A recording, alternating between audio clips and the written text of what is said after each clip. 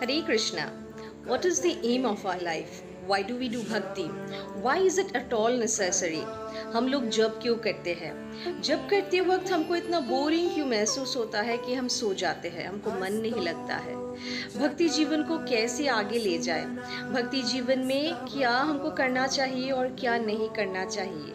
आइए चलिए इसके बारे में थोड़ा सा डिस्कस करते हैं। फर्स्ट ऑफ ऑल, हम लोग हमारा एम क्या है, हम लोग क्यों आए हैं इस धरती पे, that we should all know. We are a part and parcel of the lord and are sent by the lord. हम लोग भगवान जी का ही एक अंश है, बहुत माइन्यूट सा छोटा सा अंश है, और हम लोग इस धरती पे आते हैं उनको ही सर्विस दे के प्रसन्न करने के लिए।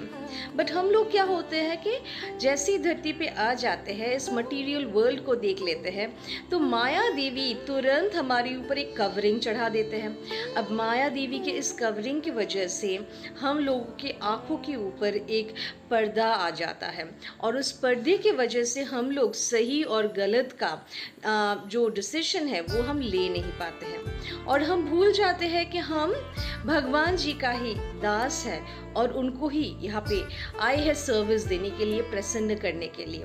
तो सेवा ही हमारा मूल उद्देश्य है। और ये सेवा हम क्यों दें भगवान जी को? सबसे पहले तो ये जानिए कि life is a game, life is given to us to struggle.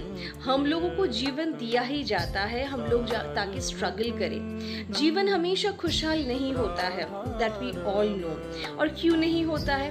Just because क्योंकि इस जीवन में हम जो जीवन को जो पाते हैं, this birth has been given to us because हमारे जो कर्म है उसका फल को भुगतने के लिए।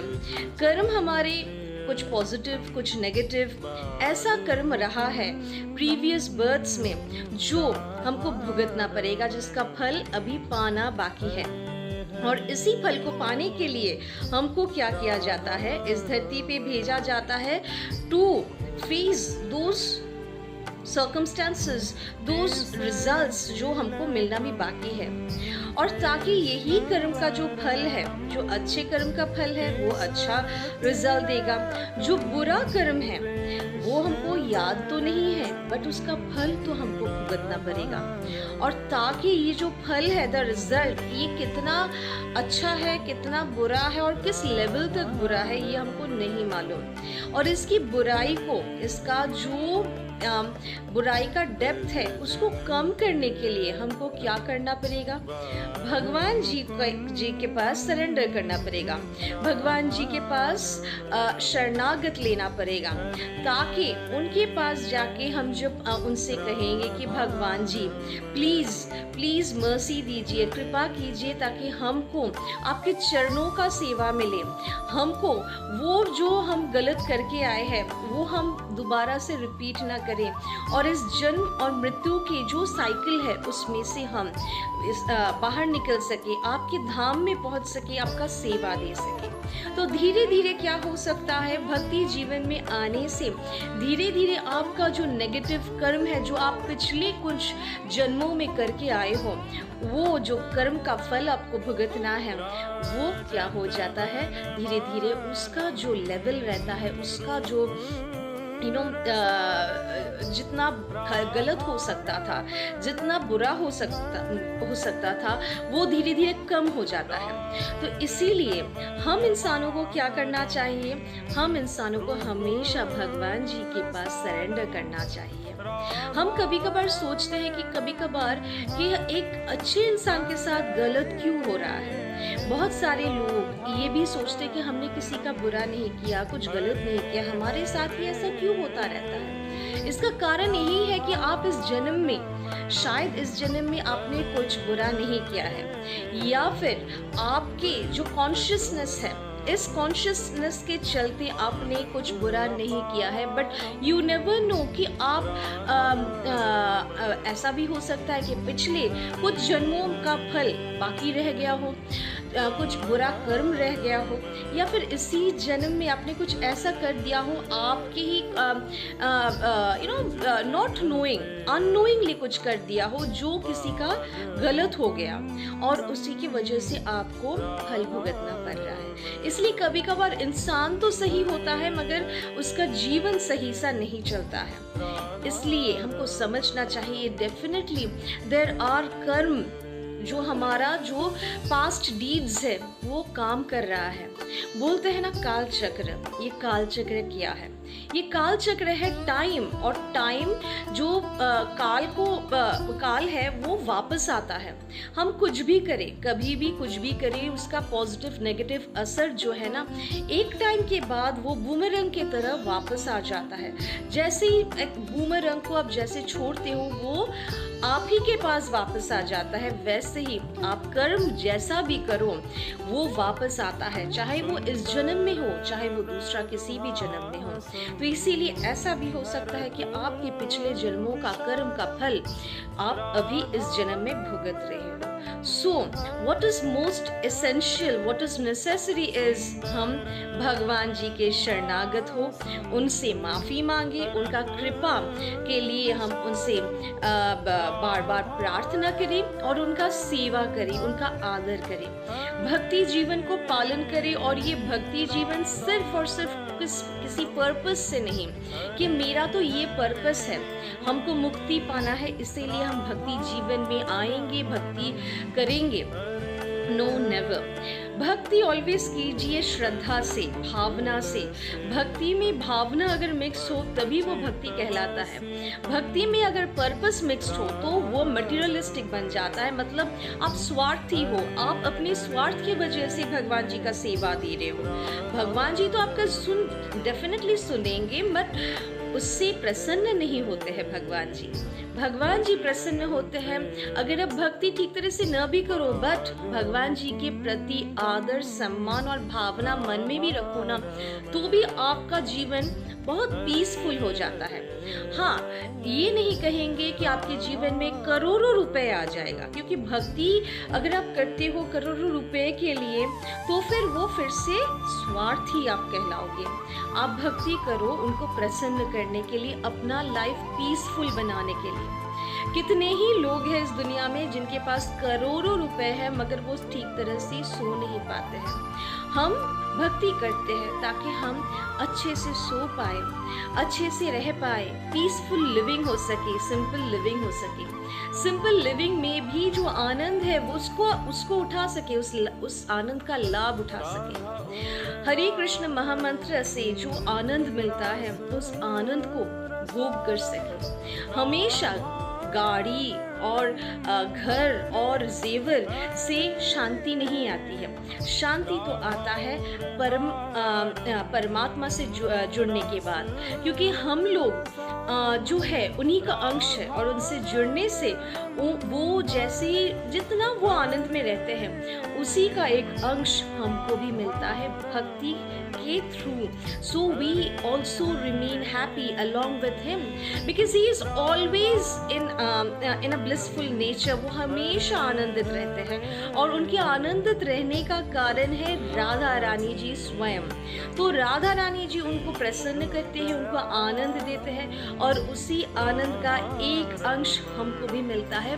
बट कैसे? थ्रू भक्ति। भक्ति में भावना को मिक्स कीजिए तो हरे कृष्ण महामंत्र में आपको सिर्फ आनंद ही आनंद मिलेगा और जीवन भी आपका सिंपल और शांति से भरा हुआ होगा। अब लोग कहेंगे भक्ति करते हुए हमको बहुत बोरिंग लगता है, भक्ति में है ऐसा क्या चीज़, जब करते वक्त हमको तो बोर फील होता है, इतना टाइम तक हम कैसे जप करें। तो ऑफ कोर्स देखिए कोई भी चीज़ इजीली नहीं मिलता है। आप अगर सैलरी के लिए वेट करोगे तो ऑफिस में 30 डेज काम भी करना पड़ता है। ऐसा भी होता है कुछ ऑफिसेस में कि आप 30 डेज काम करने के बाद भी सैलरी डिलेड हो जाता है, देरी से मिलता है। कभी कभार आपके 4 दिन के ज़्यादा एब्सेंट रहने से सैलरी डिडक्ट भी हो जाता है, तो ये सब भी रहता है। तो डेफिनेटली भक्ति जीवन में अब भगवान को मांगोगे, भगवान को पूजोगे, भगवान से प्रार्थना करोगे और भगवान का नाम लोगे, तो ये इतना सिंपल तो नहीं हो सकता है। सिंपल डेफिनेटली है, मगर उसको सिंपल करने के लिए आपका ही एक्टिविटीज सही होना बहुत ज़रूरी है। जैसे आप जप कर रहे हो, आपको टाइम लग रहा है, बोरिंग लग रहा है, तो आप क्यों ना बैठे बैठे जप ना करके थोड़ा चलते चलते जप कीजिए। नींद आए तो नींद को मुकाबला कीजिए, ना कि सो जाइए। सो जाने से वहीं पे खत्म। जैसे कि आप अगर सोचो कि रेनी डे पे हम ऑफिस नहीं जाएंगे, तो ये आप क्या किए, आप आलस दिखा के घर पे तो रह गए, मगर आपका सैलरी डिडक्ट हो गया। तो सिमिलरली जब करते वक्त अगर आपको नींद आता है, तो नींद तो आता ही है, this is a very common thing.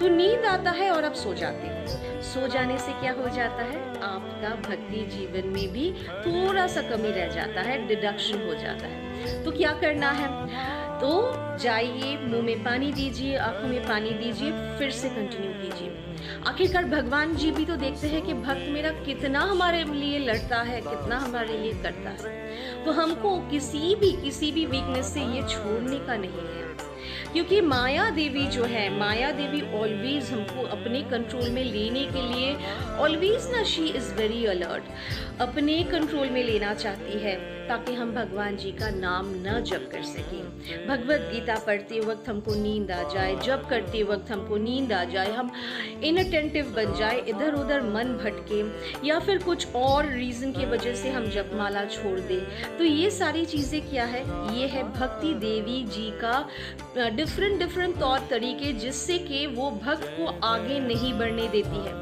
ये माया देवी जो है, इसी के साथ हमको मुकाबला करना पड़ता है। अब लोग कहते हैं भक्ति जीवन में कृष्ण बहुत एग्जाम लेता है। कृष्ण एग्जाम नहीं लेता है, Krishna is always there to give. Exam लेते हैं तो माया देवी लेती है, योग माया और Mahamaya. There are 2 kinds of देवीज ओवर हियर। सो पहले महामाया देवी एग्जाम लेगी, महामाया देवी को आप क्रॉस करके जैसे ही आगे बढ़ोगे, तब योग माया देवी एग्जाम लेगी, और योग माया देवी जी अगर प्रसन्न हो गए और आपको परमिशन दे दिए, then straight to Golok Vrindavan, एकदम कृष्ण लोक। तो पहले तो माया देवी से आपको बचना पड़ेगा। डिफरेंट तरीकों से आपको उलझने की वो कोशिश करेंगे, बट उससे आप ही को बचना है। क्योंकि देखिए, कोई भी माध्यम इजी नहीं है। आपको अगर अपना बिजनेस को खड़ा करना है, तो आपको इधर उधर ट्रैवल करके, बहुत सारे लोगों से मिल के, पैसा इकट्ठा करके बिजनेस को खड़ा करना पड़ता है। सिमिलरली भक्ति जीवन में भी अगर आपको आगे बढ़ना है, तो आपको हरि कथा सुनना पड़ेगा, जप करना पड़ेगा, आपको भगवत गीता पढ़ना पड़ेगा, ज्ञान प्राप्ति होना जरूरी है, दीक्षा होना जरूरी है। इनिशिएशन नहीं होगा, गुरु जी का आप अगर शरण में नहीं आओगे, तो कुछ भी हासिल होना बहुत मुश्किल है। तो ये सारी चीजें चाहिए ही। अब आप ये कहोगे कि इतना ताम झाम हम क्यों करें, क्यों इतना हम प्रेशर ले अपने ऊपर। ऑलरेडी तो इस जिंदगी में काफ़ी सारे टेंशन है, फैमिली है, वर्क लाइफ है, ये है वो है। हाँ, हम लोगों के पास रेस्टोरेंट जाने के लिए तो टाइम है, मगर जप करने के लिए, भगवान जी का नाम लेने के लिए टाइम नहीं है।